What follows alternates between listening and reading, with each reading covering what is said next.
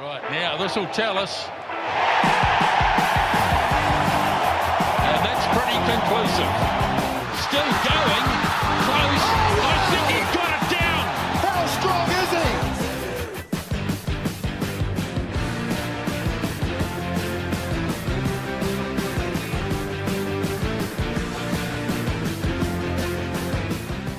Welcome back to the Pick and Go podcast, your one-stop shop for all things rugby union, and a slightly different format this week.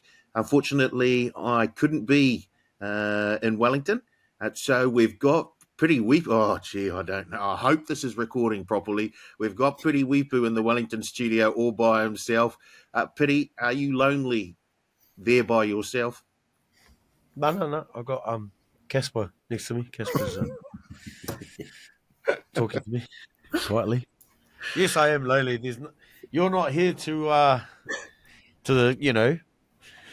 be entertaining me when it comes to recording everything. But lucky I managed to fix it and figure it all out so that we could record our podcast. Wow, don't forget, listeners, if you've got any IT problems, call 0800 Piri. He'll be able to help you out, I'm sure. Or 0900, you've got to pay for it. Another bit of a change for us this week. No Surly today. He's he's a busy man. He's got a lot of things to do. So we've called in. We've gone cross-code on you. We've called in former Warrior, Blake Ayshford. Blake, welcome along. Thanks for having me, boys. Obviously did an okay job the first time with Carl and Piri because I've got the call back up. One off the rank as Surly's out. I'm back in again. So be interesting to talk about these games. A bit different to the Australian All Blacks games, but let's get into it, eh? Yeah. Before we get into it, we always just check what you got up to over the weekend, Blake. It was a big weekend sporting wise, but I hear you've been putting the boots back on recently. Did that happen over the weekend? No, it didn't. It was a long season, and it finished off playing in that League of Legends game against all the boys. Forgot how actually tough it was, and those boys that are just retired still look very classy. You got Ben Matalino offloading to Roy Asatasi, who then offloads to Ali Lauatiti. It's scary scenes out there, Paulie, but the boots are off for the rest of the year. It's time to put the feet up and enjoy the festivities. Wow, wouldn't that have been a great sight to see?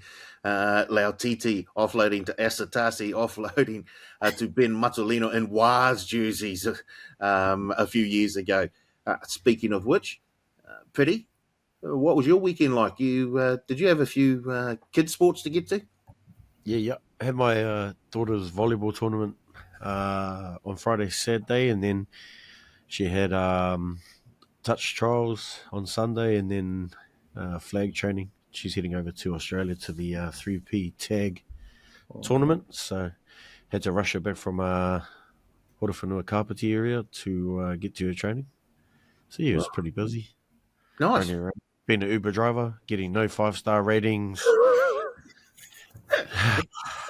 The life. Wow. Wish her all the best in Australia. I'm sure she'll do us proud. Look, there was a big game over the weekend. The All Blacks with their first test in the UK on this northern tour, and they had to head to Twickenham to take on the English, and it was a tight game the whole way. In the end, All Blacks came out on top. Could have lost it. In fact, it was a weekend of drop goals. Missed opportunities for some teams over the weekend in terms of drop goals. And England were one of those teams who missed a drop goal late. In fact, with the final play of the game, which, if successful, would have got them over the top of the All Blacks. But in the end, All Blacks did enough to win. Piri, your thoughts on the game?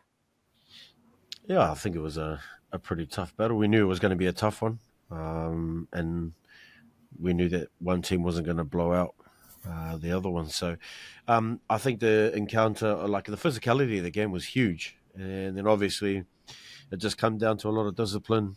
Obviously trying to play a different style of footy over in the UK to how we sort of like playing But I quite enjoyed it, actually. It was a good little battle between the two nations, and I think it was it all got started from the corridor about the haka not being should be getting scrapped, and just building that rivalry. But no, it was a good game to watch, even though it come down to the wire.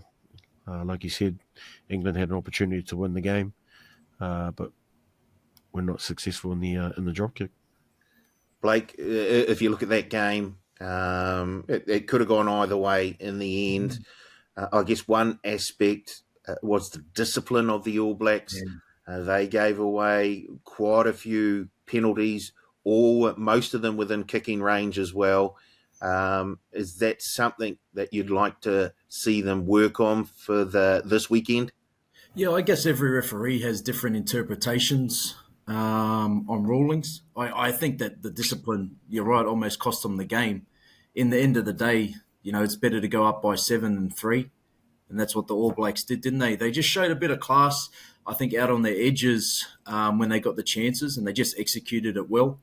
England were going up by 3, as I mentioned, because of the All Blacks' poor discipline. But you give those wingers half a chance. Talia, Caleb Clark, they're going to finish them. I thought Mackenzie coming on late was a masterclass, really. I thought he took a lot of pressure off him starting, and he just got to come on, and we saw how exceptional he was late. But bit of adversity, hang in there, 22-14, down with 13 to go. It's always tough to come back, I think, against a team like England, but I think that's the positive for the ABs.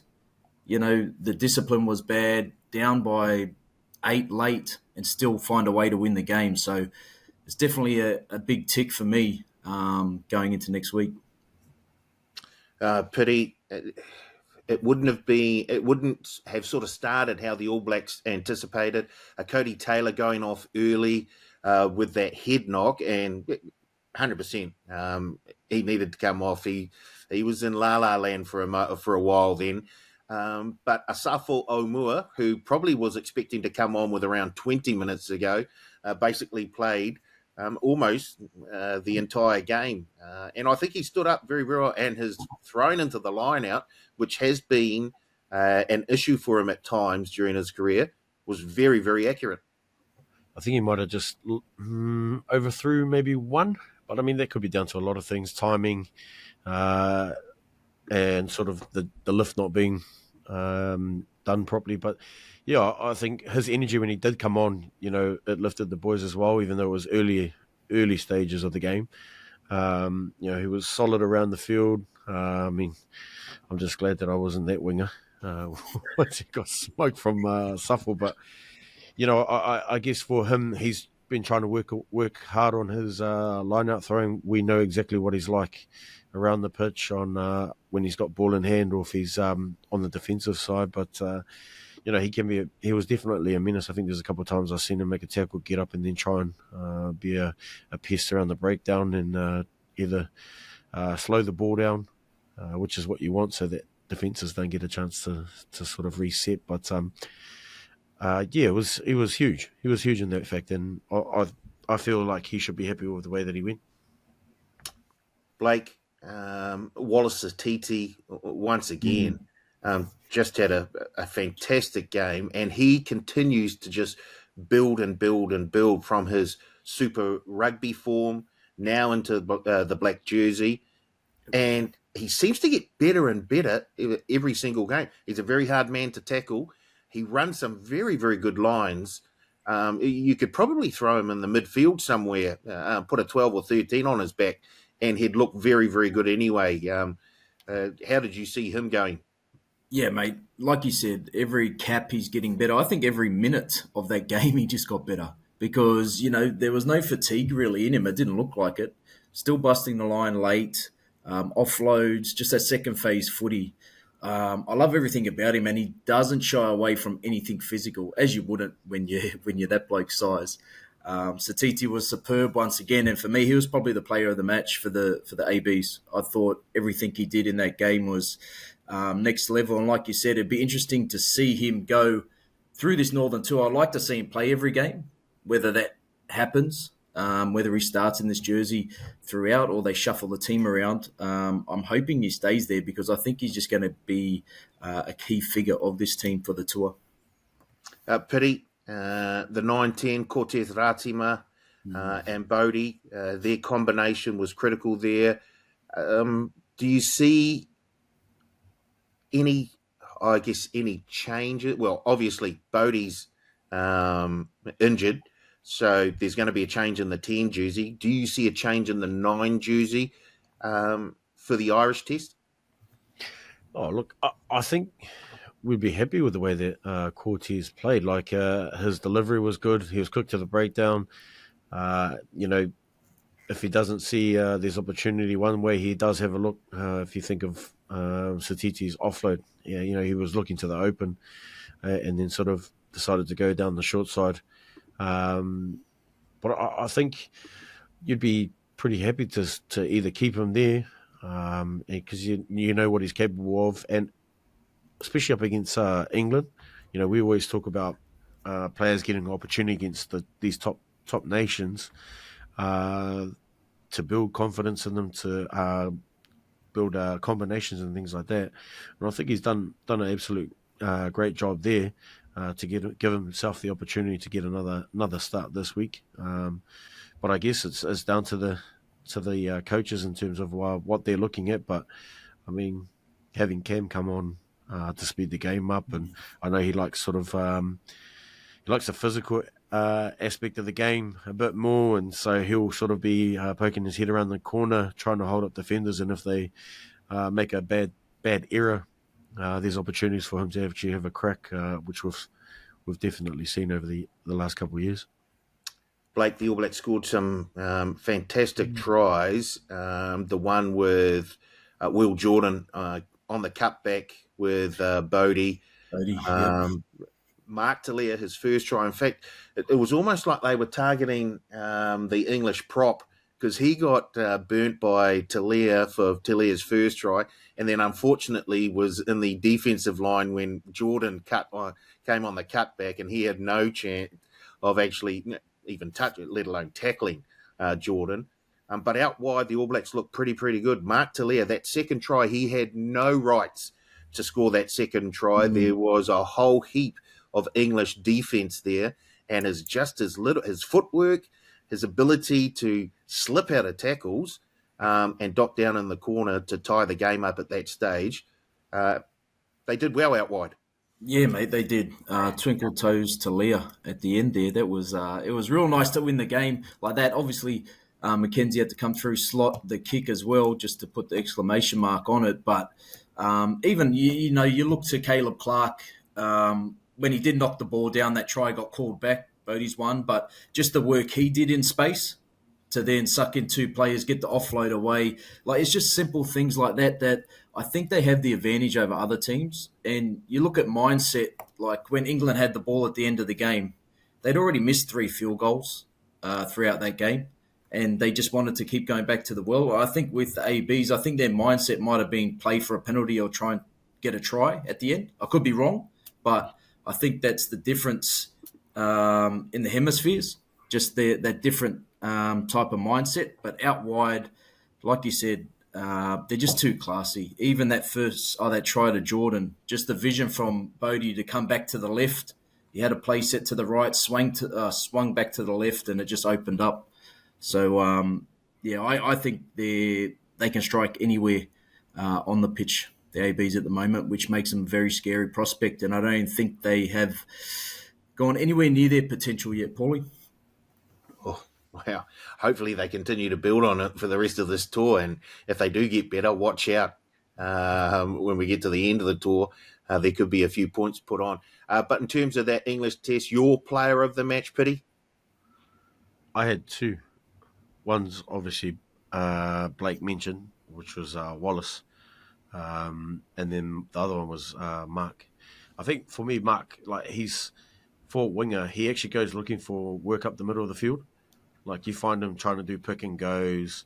He gets shoulder balls off the halfback. He's not afraid to sort of go looking for work, especially amongst the forwards. quite a few times you see him bump off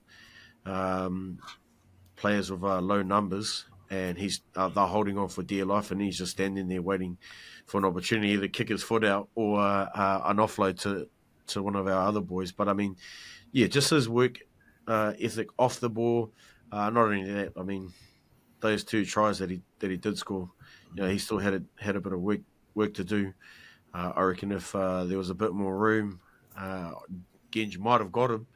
I know he sort of reached out with his hand and held onto him, but it would have been interesting to see if there was more field for him to run down. But yeah, I reckon Mark. If not Mark, definitely Wallace. Blake, for you, are you thinking similar to Piri there, Wallace Atiti, Mark Talia? Yeah, and I think that, I don't know, I'd say you got a forward and a back there. Both did their job, probably the best in their positions on the field, and they were the class of the team, I thought, throughout. Like I said, Wallace got better as the match went on, and Mark Talia with those 2 tries Piri already mentioned, I thought they were the 2 standouts as well. Just before we leave the test, I thought airily, and when I say airily, I mean in the air, I thought England were very, very good, and Faye Waboso in particular was very, very good at retaining or regaining position when they would put a high kick up.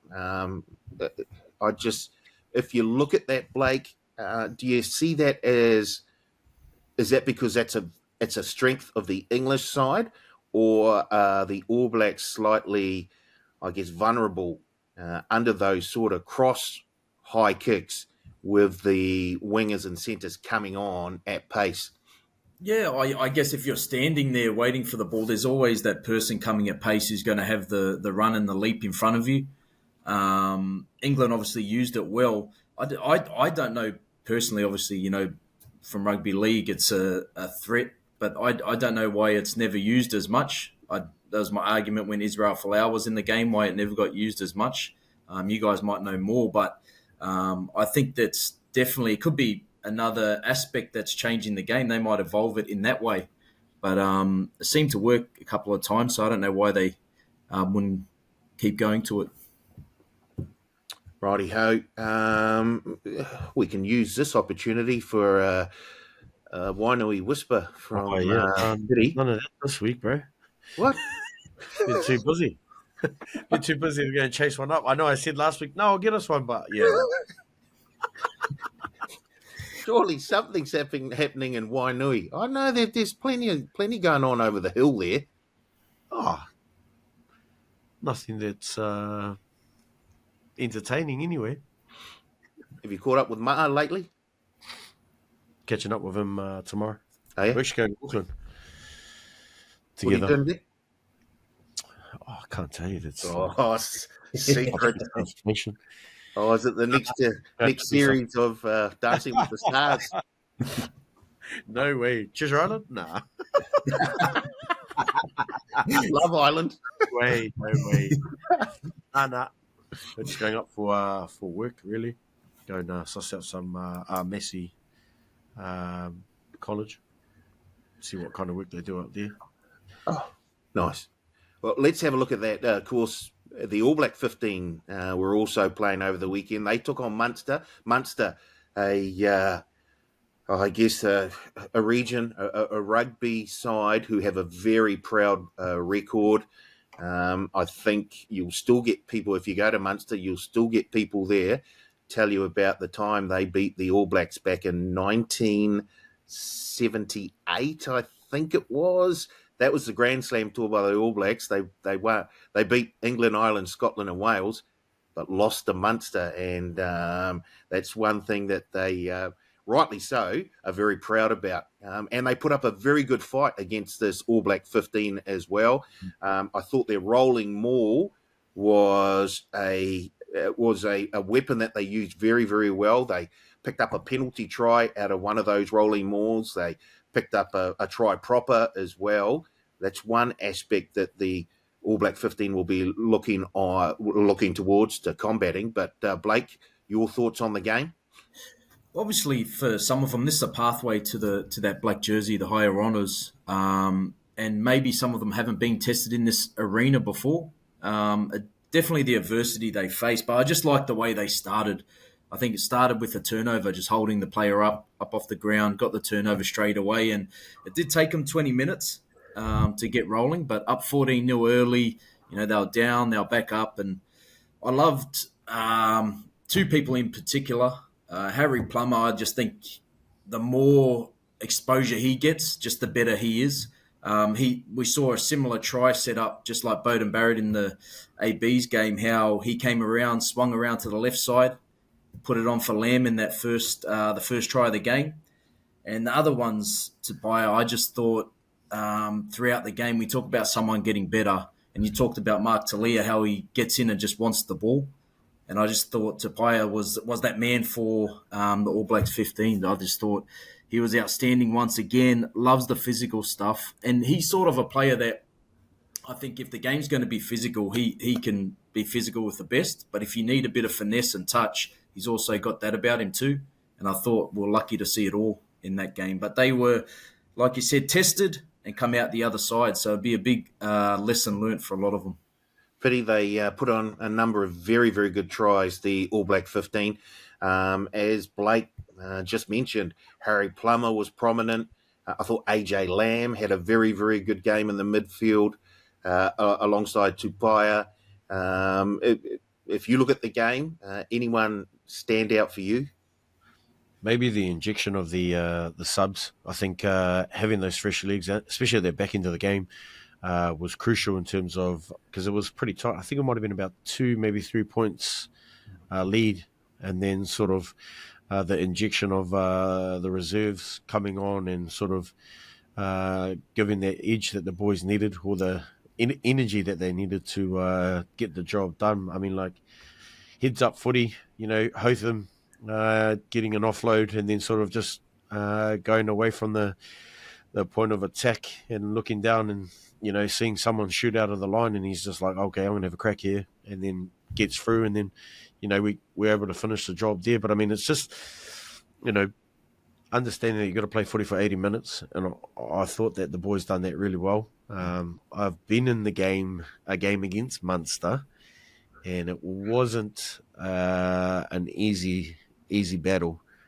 They had a few of their Irish boys play in that game, but it was definitely an occasion that you have to be up for, because there's a lot of I guess before we played them, I think the last time was the victory that Munster had. So I think Smithy might have been involved in that at the time. So him being there playing, I think, and then him coaching us at the time too. So it was actually him sort of reminiscing about what happened and how they'll get up for the game. And pretty much they did. I mean, they had 4 Kiwi boys do the haka beforehand, and Ruatipuki and that, Dougie Hallett, Lafemi Muffy, I can't remember who the last guy was.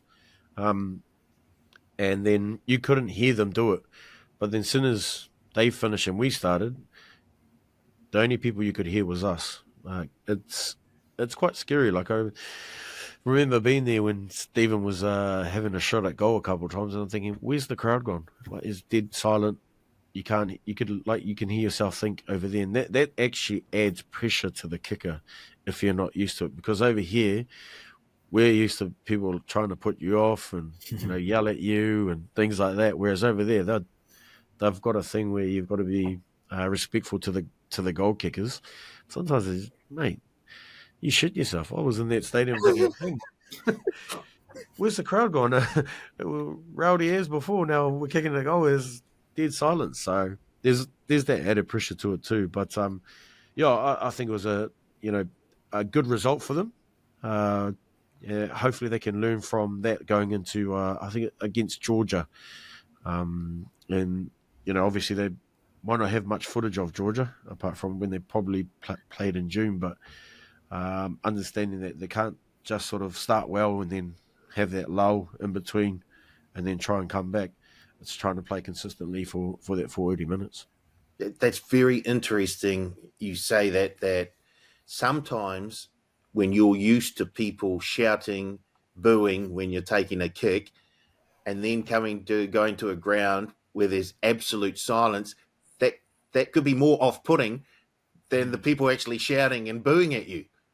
Pretty much. That when they do that, that fuels you to kick better. But when it's like rowdy as and it goes dead silent, you're like, hang on, I'm not at the training field by myself again. Pretty sure there was 20,000 people here about 10 seconds ago.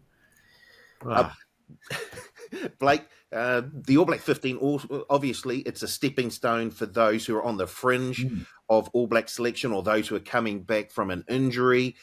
So if you look at that game against Munster, are there any players that sort of stuck out for you that were sort of putting their hands up and saying, I should be selected? Obviously, I think Harry Plummer has been called up because of the injury to Bowden Barrett. I think I think they're looking for a hooker as well. I'm not sure where they're going there. Maybe Hicka Elliott, who won the NPC with Wellington, maybe he gets another call up. Who knows? But if you look at that All Black 15, can you pinpoint one or two players you think that they've definitely put their hand up? Like I said, Tapaya I thought was very sharp.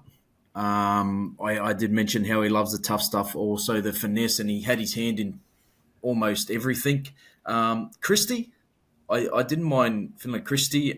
Piri might know more about him, obviously being old number 9, but I thought he was offered some good service and was sharp when he needed to be. Karifi, once again, captain, I believe he captain them, didn't he? It was a good captain's knock. And you know what you're going to get out of him? I mean, every game he plays, whether it's like NPC, whether it's Super Rugby or in this game, he's always in there, always looking for the ball, always looking for turnovers, and he'll never let you down. So I think those three, really put their hand up, as well as Harry Plummer, who's obviously got the call up already.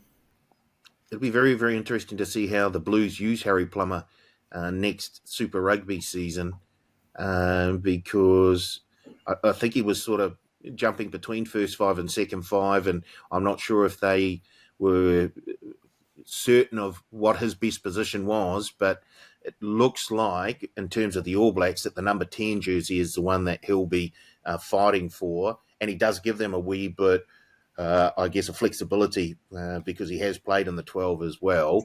Him getting caught up good, but Piri, Blake just said, Hotham.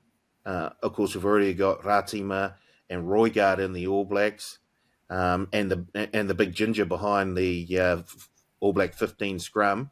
There's quite a bit of riches in that 9 jersey at the moment. Yeah, I think it's probably an area that we are covered in. We've got quality from 1 to 10. In terms of pecking orders, because I know we've still got a few boys that never made the All Blacks 15 that definitely still knocking on the door or even pushing our current crop at the moment. I think 10's probably our biggest concern moving forward in terms of our depth. I don't think we've got a 10 that we can slot in there straight away to take over or even potentially to run the team. So for an opportunity for Plummer to sort of be brought into the camp is another opportunity for him to learn. I mean, we look at the likes of Desi. Desi started off at 12, moved into 10, and still pushed out into 12 whenever he needed to. I mean, he was world class in both positions. Well, if he was at fullback, he'd probably be world class there too. But I mean, it's just if that's their thinking around Plummer, I think he's still he's done a great job this year guiding the Blues throughout the Super Rugby campaign, and he's done a pretty good job over the weekend as well. So, but yeah, I mean, if we're looking for opportunities and we need to find out. This is the tour to give them an opportunity so that we can see how they can crack it at top level and be under a lot more pressure than they usually are in Super Rugby or NPC. How long until they would have to nail down a 10? Because growing up, obviously for me, watching the All Blacks, it was Mertens, then it was Dan Carter, and they sort of had that imprint on the 10 jersey, and it just seems like over the last I don't know, maybe 5 to 6, there just hasn't been someone just put their hand up. There's been like Mackenzie in there, Bowden. You've tried Wonga. a lot of other people. I think this is probably next year. This year, next year, 1, 2, probably be the years to try and find the next starting 10. Obviously, Morgan might be coming back, who was been smashing it over in Japan. But then it's starting to look for who the next person is after that. And I know, for Richie to come back, that might put a dampener on guys like Plummer. But if they still can push and pull out quality games through Super Rugby, it's just what element that is totally different to Richie Morongo or Bodie or even D Mac, why they would choose him over one of those three. So it'll be now and next year to find out who our starting 10 would be for the next World Cup, and then after that is trying to figure out who our talent is coming through, and they could potentially step up to that into that role once we sort of depleted our stocks, I guess.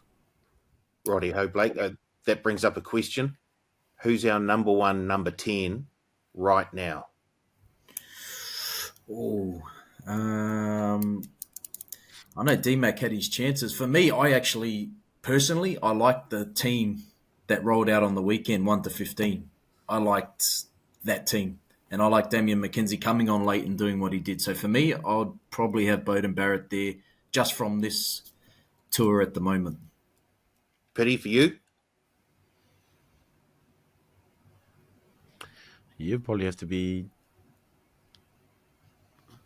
Bodie, but obviously he's injured. So now it's a decision whether they put D Mac in, and I know Peter Fitter's there. There's another opportunity there, but for him to sort of play, I know he's played a bit more in 15, but we know his capability at 10 as well, and that he can guide a team. So I guess right now it's up in the air because Bodie's injured. So I don't want to say Bodie, and he's not even playing this week. But if I was to pick, and he was available, it would be Bodie. Yeah. So this week, do you think the best option is to start D-Mac and have Perofeta on the bench as cover? Or do you see Plummer coming into, I guess, calculation somewhere? I'd probably say Perofeta, purely because he's been in the team a lot longer, understands the structures, understands the game plan. I know Plummer's sort of been into camp, but it'll be a huge ask for them to sort of get him to step in, not knowing, only giving him a limited amount of time to prepare for a big test against the number one nation in the world. So, yeah, I'd probably go with Pedro Fito off the bench, even though I think D-Mac's probably a better impact player than he is as a starter, because I think by the time he comes on, a lot of those forwards are actually a bit more fatigued and tired, and you can only make so many changes to some of that pack. So he brings good energy, and that's sort of exactly what you want from your bench. And so for him to do that when he can, but just has to have that balance right, I guess, if he's going to start. I think that's been his issue, is he's wanting to bring that energy right from the first blow of the whistle, when actually everyone's on the same level as him in terms of their freshness. And although he does give us that bit of razzle-dazzle that we all like watching from him. But yeah, I'll probably go with Pedro Feta coming off the bench in that core. Righty-ho. I guess we'll have to wait until Thursday before we find out. As you said last week, Piri, when you're in the team, everybody knows who's playing on Saturday, on Tuesday, but we just don't tell anyone until Thursday. I don't know. I do not understand. England put theirs out on Tuesday. They did, yes. Okay. I've got another question for both of you. This one is a blind rank, and I want you, when you're at home, sitting down on a Saturday night, just getting ready to watch a big test match. Obviously, that's not happening this weekend. It's Sunday morning. But when you're watching a test match at around 7 o'clock on a Saturday night, I want you to blind rank these snacks or foods top 5. So I'll give you the first one. Oh, okay. Toasted sandwiches. Toasted sandwiches. If this is 7 o'clock, like I've probably had dinner already, so so I'm well and truly prepared and fed, Paulie. Jesus. Oh, and so the toasted sandwiches come out, and you go, "Oh no, I don't want any." Toasted sandwiches. What's in the toasted sandwiches first? Yes, big. Well, that's it. What is your go-to filling for a toasted sandwich?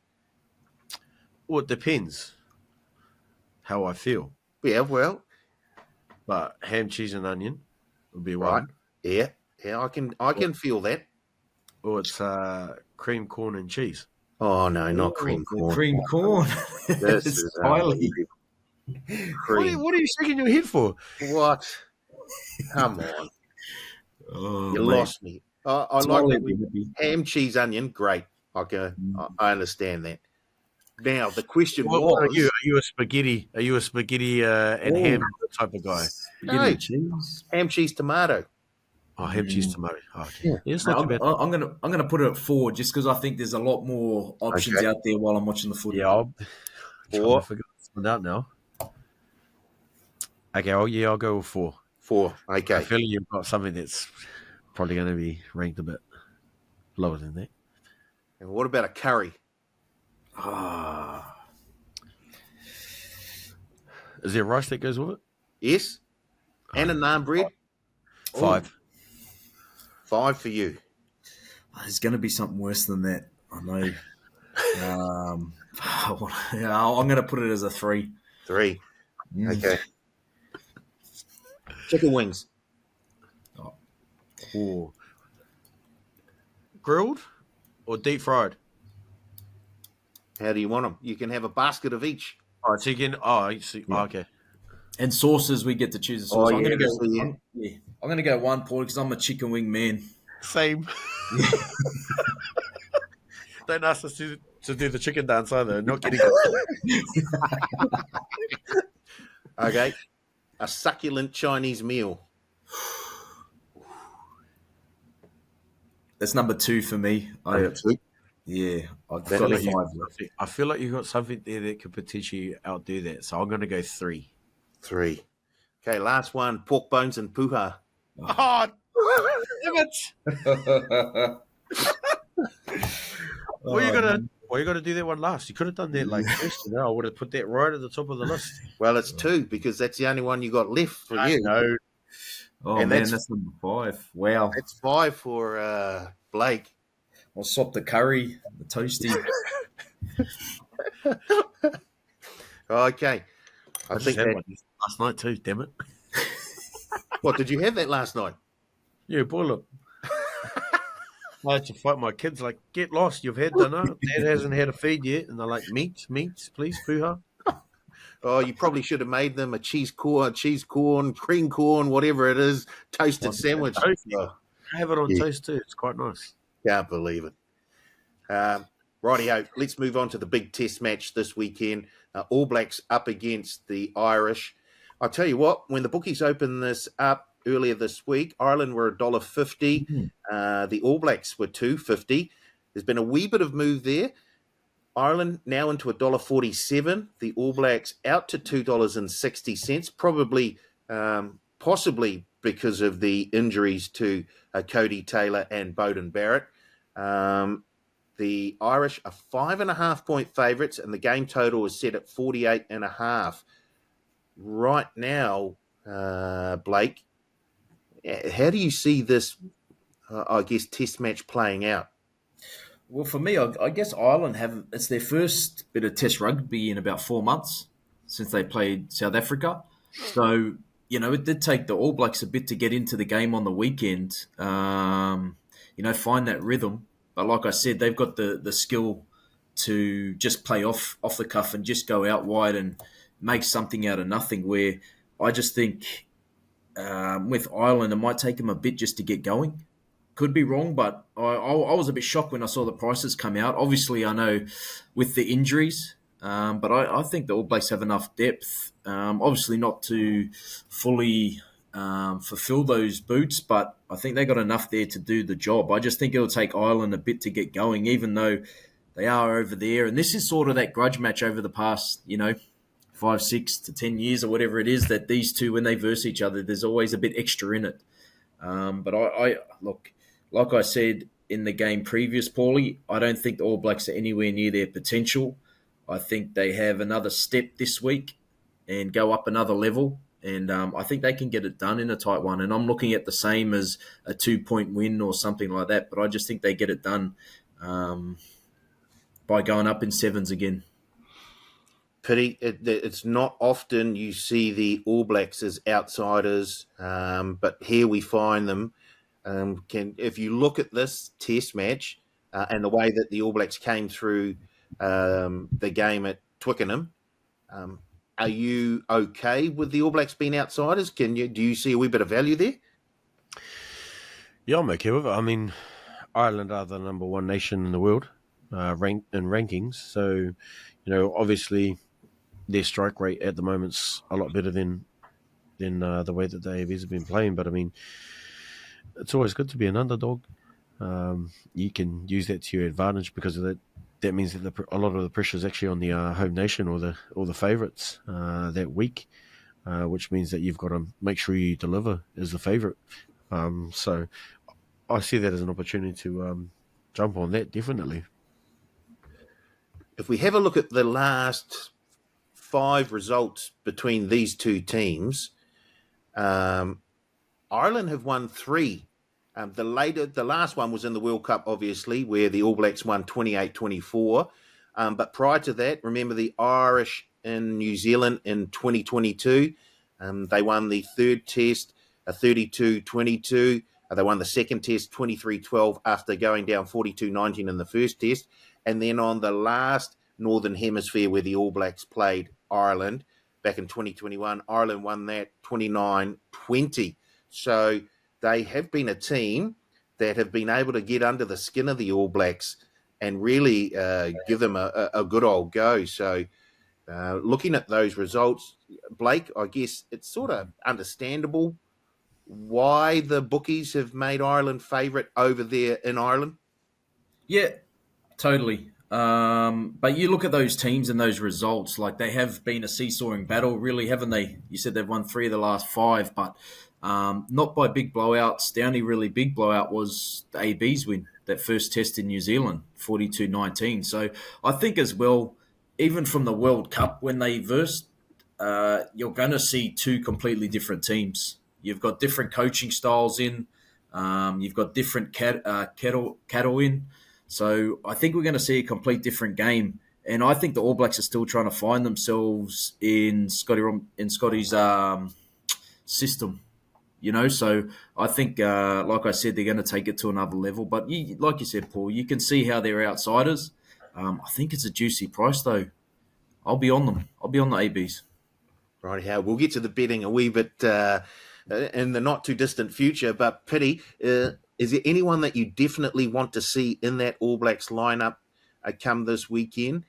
Is there a bolter that you can see Scott Robertson picking, or do you think he's going to stick very close to the formula that he's used so far? My person that I actually wanted to see has actually travelled home and is expecting his a child in Proctor. Mr. Proctor? Yeah, he was the one that I actually wanted to see. It'd be good to see, we talked about it the other week about reading, trying to make good reads defensively. Felt like Rico hardly got any opportunities over the weekend. When he did, he didn't make the most of them. But I'd probably say that they'll probably stick with what they went with on the weekend. Obviously, Asafo will probably be in the starting hooker role. But yeah, I can't see them trying to make too many changes. Maybe, if anything, a position change between Artie and Wallace could be the only thing I'm thinking of outside of the starting team, or the fact that they might bring back Cam to start at 9 and bring Cortez off the bench. But I can't see any bolters to change into that starting 15. I think we knew what he was doing when he made his selection for the India tour, that he wanted to win, and I'm pretty sure he won't want to change too much from the weekend gone in terms of selections. And so I'll probably say he'll probably keep it pretty much the same, if not make a couple of tweaks with positions. Blake, there's one thing that Piri said there, where he thought Roigard might start and Ratima come off the bench. I sort of agree with him there. I think one of the reasons Roigard didn't start in the Twickenham test was because he played in Japan, so they gave him a wee bit of, a wee bit more time to just acclimatise, and Ratima deserved that start as well. He's a very, very good halfback. But if you look at the side, are there any sort of changes or any sort of tweaks you'd like to see? No, I already mentioned I love the team that they rolled out. I do agree that Roigard will probably start at 9. I know Piri mentioned before Perofeta at 10, but I think they might. I don't know. I got a feeling he might just chuck Damien back in there and give him another crack, and chuck Perofeta back in there on the bench as cover, or Harry Plummer on there as cover on the bench. That'll be interesting. Watch, it could be a total 9 and 10 change. But I think those would be the only ones that would be changed. Righty-ho. I don't know how, but we're running out of time again. And always you, and you're going off like all the time, Polly. So we better get on to a hunch. Has anyone got a hunch for this weekend in terms of the rugby, or a hunch for anything? To be fair, Piri, come back to me. Okay, might have a cricket one. Yeah. No, Paulie, I know you're good at hunches. I don't have one, but I really do like yours, and I tend to follow yours. Haven't been too successful so far, but I have a hunch that you know what? I do have a hunch. I have a hunch that this week your hunch is going to get up. Well, if there's any day that you want to have a hunch and you want to have a good hunch, it's Melbourne Cup Day, and it's Melbourne Cup Day as we record this podcast. So I'm hoping that I can find something out of the 23 runners that are left in the Melbourne Cup, find someone to back. And I keep scanning the field, and I can make a case for about more than half a dozen runners in the field. And I'm just trying to figure out which one is the one that sticks out the most. And I'm trying to look back at what Piri said. And, the one that really sticks out for mine is Sea King, because Piri, as we know, loves to get out, do a bit of fishing, do a bit of diving. He's a bit of a Sea King out these parts. So I don't mind that Sea King.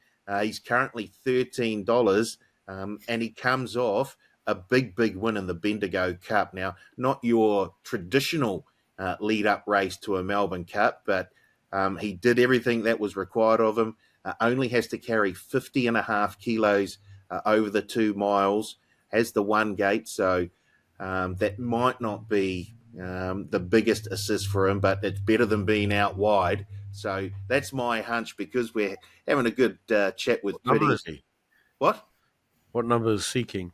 Are we talking about the sea and king, or are we seeking something? No, well, you can take it any way you like, but it's spelled SEAC and then King, KING, number 15, Sea King. That's my hunch for this weekend, seeing as I'm talking to a Sea King today. That's good, mate. My 6-year-old daughter picked that today as well, so brilliant minds think alike. I love it. Now I'm going to have another bet on Sea King now.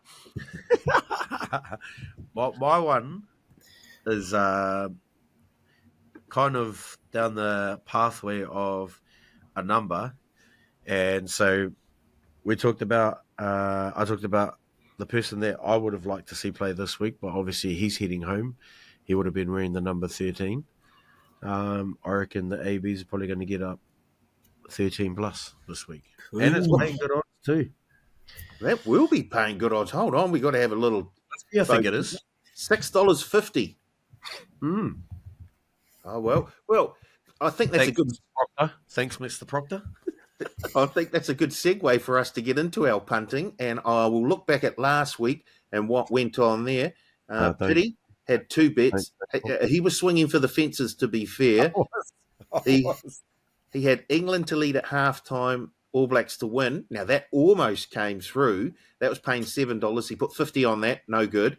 And then he really, oh boy, what was he thinking here? He had a draw at halftime and a draw at full-time in that All Blacks test at $81. He was going to put 50 on that. So I was going to get 4K back if that came in. No, that didn't come in, though. So, hey, it wasn't far off. It wasn't far off. No, they were only 2 points off at halftime and 2 points off at full-time. So not the worst, to be fair.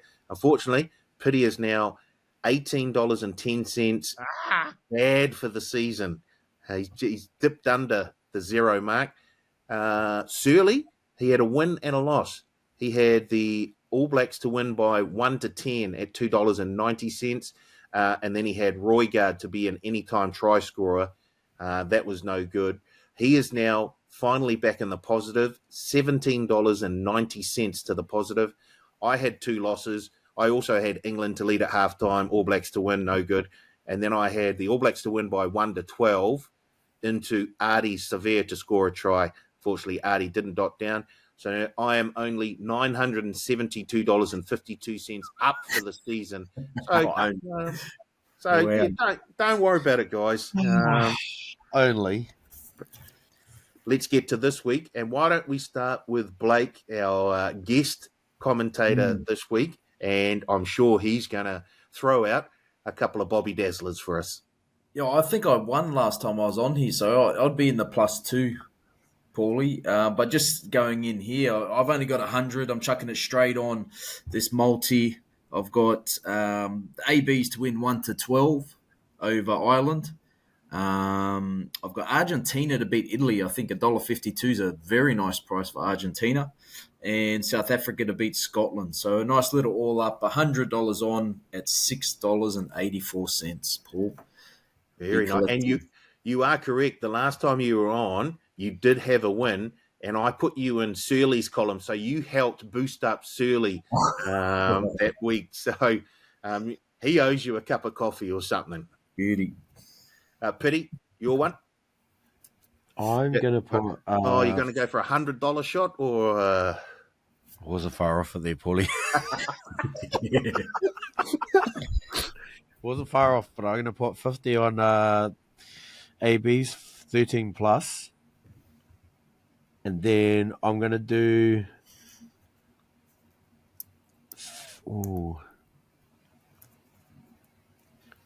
the first points of the game. It won't be a drop goal from the ABs, that's for sure. I'll try for New Zealand. I'll put 50 on that. That's paying $4.50.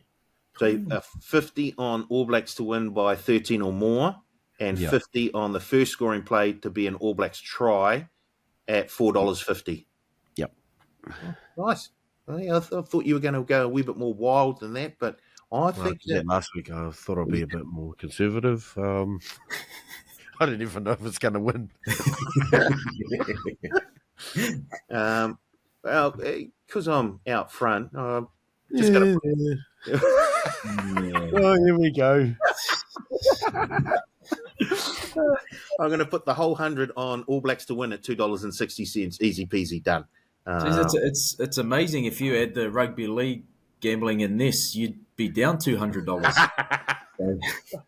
Bro, this is a rugby podcast. Well, it's complete. I don't know. Sometimes we talk about every other bloody sports too. Well, that's why we go over time, because you go off on another tangent. Here we go. Righty-ho. Blake, what are you up to this weekend? This weekend, Paul, I don't have plans at the moment. It's very far advanced. I think maybe Friday I'll be playing some golf, probably kids' sport, probably some basketball or something to be on the weekend. So I'll find something to do. I did see on Instagram you playing a wee bit of basketball against your daughter, and to be fair, she smoked you. So, Oh, mate, no mercy, mate. They can beat me when they're old enough. I've got the next 5 to 10. Piri, You tell him my kids and then they want to have a race and they can smoke them. I'll chat with you. I don't care. There's no rules. Go bang, later ball. Haven't learned that trick yet. Piri, what are you up to?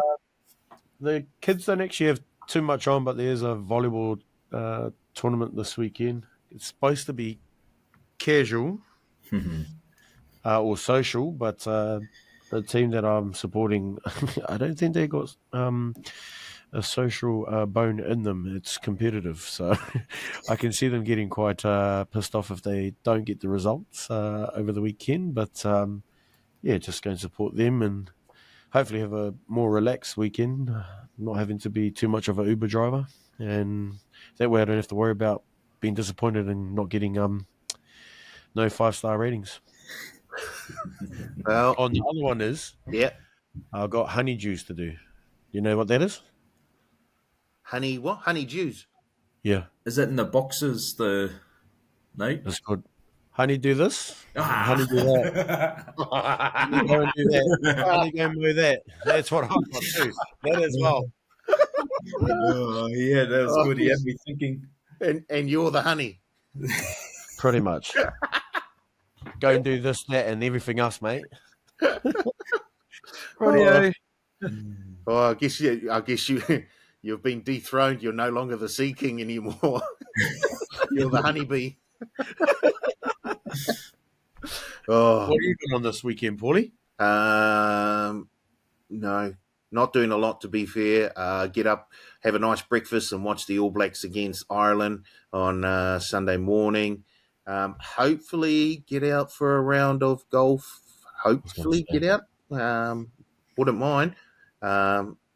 Supposed to go out to Wainui last Sunday, but just had too much on with the Melbourne Cup this week. Funnily enough, it's a pretty busy time. So I'll definitely be watching the Irish Test and having a good breakfast as we do it. So once again, thanks for listening to us. Don't forget, head to tab.co.nz and check out the promotions page, because the team are always putting up a few new promotions every day of the week. So if you don't want to miss out, keep checking out the promotions page. And if you do have a bet, make sure you gamble responsibly, R18. Thanks for listening to the Pick and Go, and we'll catch up again next week.